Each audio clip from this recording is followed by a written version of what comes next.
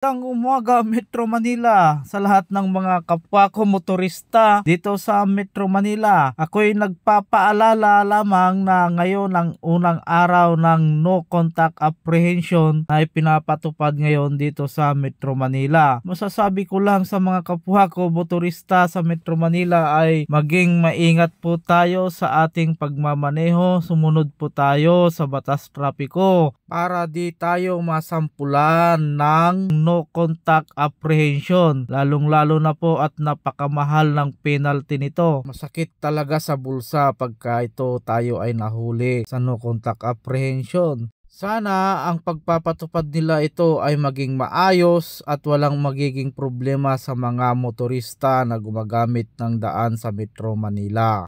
Hiling lang din po namin sana maayos yung mga traffic sign, yung mga lane sa daanan. Sana maging maayos po yung mga yan na hindi po nalilito ang mga motorista kung ano ang dapat gawin sa mga daan. Ang masasabi ko lang sa MMDA ay sana maging matagumpay po ang ipinapatupad nilang NCAP sa Metro Manila at makatulong po ito at makabawas sa bigat ng trapiko. Yun lang po at good luck po sa ating lahat.